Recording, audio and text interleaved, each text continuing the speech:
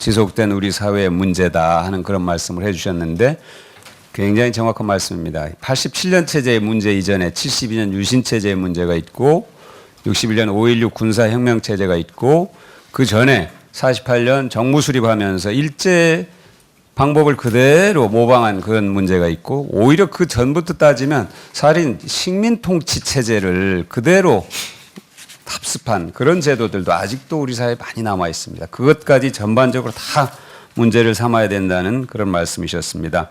다음은 신경민 의원님께서 국정원 개혁과 관련해서 말씀을 먼저 해주시겠습니다. 제가 2012년에 국회의원이 되고 나서 바로 불가피한 지 숙명적으로 이제 하여튼 국정원하고 인연을 맺게 돼가지고 지금까지도 그 인연을 끊지 못하고 있습니다. 그래서 제가 오늘 잠깐 한 몇 년을 돌아보고 거기에서 추론이 되는 국정원의 개혁 시스템에 대해서 몇 말씀 드리고자 합니다. 국정원은 정치 관여 수준이 아니고 정치를 주도해 왔다고 그래도 과언이 아니고요. 박근혜 정부 이래 특히 국정원의 범죄 시리즈는 끝이 없습니다. 첫 번째, 국정원 댓글 개입 사건은 이건 하나의 사건이 아니고 여러 개의 사건이 중첩되어 있는데요. 이건 입법행정사법과 언론을 무력화시키는 총체적인 음모 공작이라고 볼 수가 있습니다. 예를 들어보자면 최동욱 사찰했죠. 윤석열 검사를 거의 파직시켰죠. 사법부에도 흔적이 있습니다. 이 재판 기간 중에 이상한 일들이 많이 벌어져 가지고요. 서울지방법원장은 감사원장으로까지 갔습니다. 언론 장악한 건 뭐 이루 말할 수가 없고요. 남북 정상회담록 무단 유출 공개를 하면서 국회 정보위원회를 무력화시켜 버렸습니다. 국정원 댓글 개입 사건의 이 불길한 말은 대통령이 여야 영수회담을 하면서 재판 결과를 지켜보자고 한 데서부터 불길함의 전조가 있었다고 생각이 됩니다. 결국 이 사건은 입법행정사법과 언론을 총체적으로 무력화, 파탄시킨 사건이라고 볼 수 있습니다. 이게 13년에 있었던 일이고 14년에 간첩증거 조작 사건이 있었죠. 15년에 해킹 사건하고 임 과장 사망 사건이 있었습니다. 16년에 다시 또 대형 사건이 터져가지고요. 박근혜 최순실 사건이 난 거죠.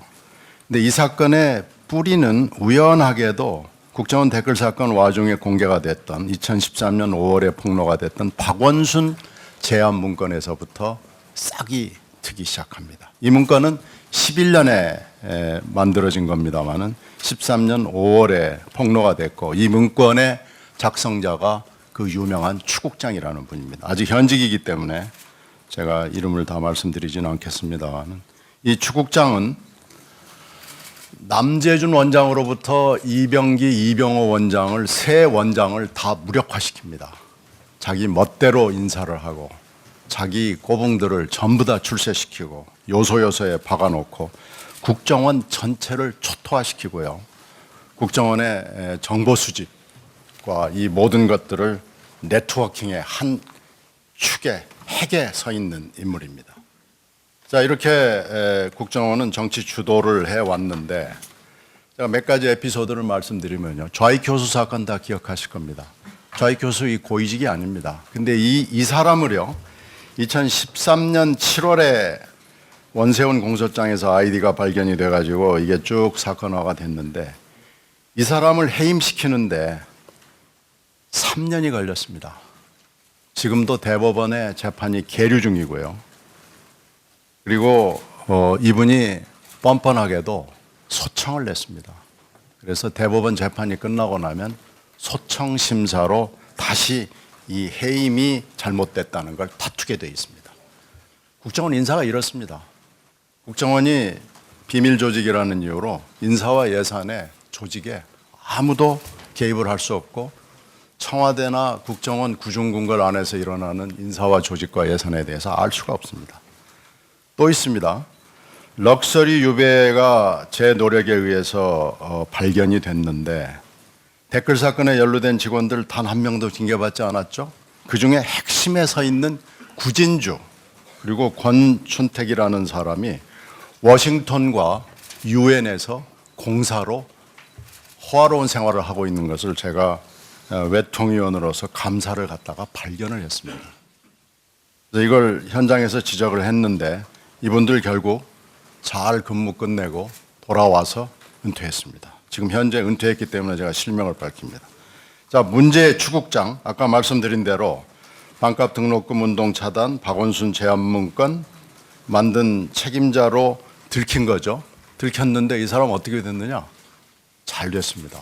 오히려 진급하고 승진하고 좋은 보직으로 가가지고 지금까지도 잘 먹고 잘 살고 우병우하고 직보하고 이 사람을요 이병기 원장이 도저히 안 되겠다라고 그래서 인사를 냈습니다. 그랬더니 김기춘 실장이 바로 전화가 와서 이 사람을 왜 자르냐? 이 사람 그대로 두고 오히려 승진시키라고 그럽니다. 그래서 이 사람은 승진됩니다. 그리고 더 중요한 보직으로 갑니다. 이병호 원장이 와서 바꿨을 것 같아요? 아닙니다.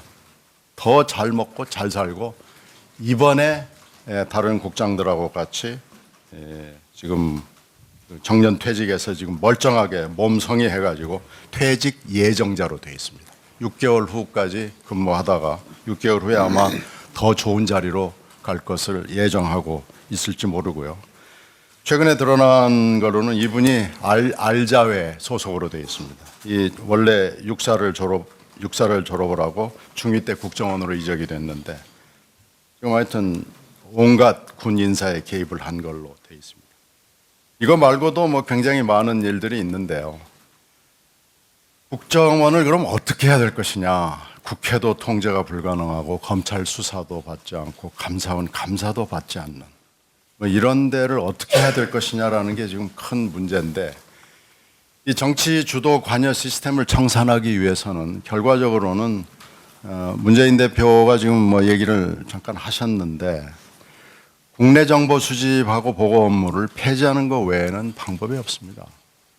아무리 개혁을 하고 2013년도에 문제가 됐을 때 특위를 설치해가지고 개혁안을 내놨습니다마는 이 개혁안은 결국 아무것도 작동이 되지 않았습니다.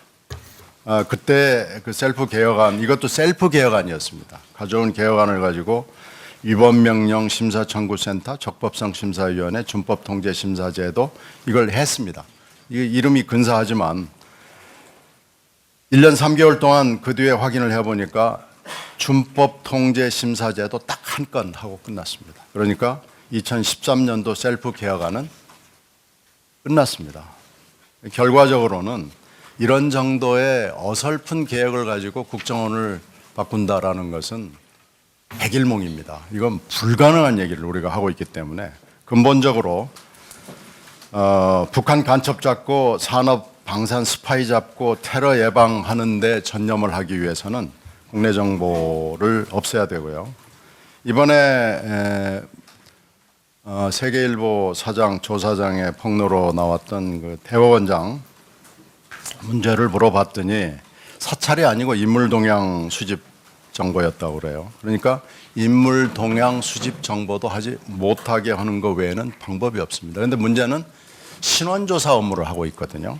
3급 이상의 신원조사를 하기 때문에 신원조사 업무를 이관하는 것 외에는 방법이 없습니다. 그러니까 결과적으로는 불필요한 국내 정보 수집과 보고 업무를 폐지하고요. 정치 개입이나 정책 제안을 하지 않도록 해야 되고요. 인물 동향 수집 정보, 조난 자료, 신원조사 업무 이관 이거 안 해야 됩니다. 그리고 또 하나는 대공수사권 분리인데 우리나라보다 훨씬 더 잘하고 있는 CIA나 특히 적들에게 쌓여 있는 이스라엘의 모사드는 수사권이 없습니다. 그래서 대공수사권을 그러면은 여러 개 분리를 해서 검경에 나누는 방법도 생각을 해봐야 되고요. 모든 법에 국정원 예외 조항이 있습니다. 대기발령도 일반 공무원은 3개월인데 국정원은 6개월입니다. 이런 거 포함해서요. 수사기관 수사 못하죠. 압수수색도 못하죠. 국정원 직원이라는 혐의가 있어도 가림막으로 지금 엄폐가 돼 있죠. 국정조사를 해도 재판을 해도 국정원 직원은 얼굴이 나타나지 않습니다. 심지어 좌익 교수도 그렇게 뻔뻔한 좌익 교수도 우리가 얼굴을 지금까지 본 적이 없습니다. 그 직원들 양후 공제외에 있죠. 퇴직하고 나면 양지외에 있죠. 이런 거 다 예외 조항, 특혜 조항을 걷어내는 방법밖에 없다고 생각합니다. 그리고 이 범죄 시리즈에 관여했던 부역자들, 국정원 직원들은 지위의 고하를 막론하고 처벌해야 됩니다. 지금까지 상명하복의 원칙에 따라서 하급자는 봐주고 상급자만 처벌했기 때문에 이런 폐단이 일어나는데, 원장은 원칙을 얘기하지만 중하위급 국정원 직원들은 온갖 일에 개입을 하는 일이 비일비재해서 저는 무관용의 원칙, 노 톨러런스로 월급은 물론이고 연금도 주지 않아야 된다고 생각합니다. 이거 외에도 이제 조직과 인사 예산 문제에 대해서 이 국회 정보위원회 문민 통제를 강화를 해야 되고요. 이거 하나하나가 전부 문제가 있고요. 현재는 보좌진과 전문위원회 보조를 받지 못하고 있는데 이것도 신설해야 되고요. 보좌진 배석 문제도 그렇고요. 기재부 예비비 사용 통제권도 통제해야 된다고 생각합니다. 그래서 현재 저희들이 갖고 있는 자료에 따르면 2008년부터 12년까지 5년 동안에 기재부 예비비 1조 8천억 원을 쓴 걸로 되어 있습니다. 그런데 도대체 어디에 써 있는지 전혀 알 길이 없어서 조직과 인사와 예산에 관련된 총체적인 점검과 제도 개선을 저는 해야 된다고 생각합니다. 그래서 모든 거에서 새로 시작해서 국정원은 완전히 새로 시작하는 기분으로 국정원 조직과 인사와 예산을 하지 않는다면은 지금까지 얘기했던 대로 결국은 도로함이 타버리고요. 또 2013년의 우를 번복할 수밖에 없다고 생각합니다. 그래서 오늘 그 문재인 전 대표께서 말씀하신 부분은 물론이고요. 이거에서 그치지 않고 전면적인 쇄신 그리고 인적 청산이 불가피한 시점이라고 생각합니다. 고맙습니다. 네, 감사합니다. 신경민 의원님. 쭉 열거를 하셔서 책으로 한 권 쓸 수 있을 것 같은데요. 어쨌든 국내 정보 수집, 하여튼 또 수사권, 여러 가지 또 예산, 예비비, 하여튼 모든 것이 다 문제라는 지적이었습니다.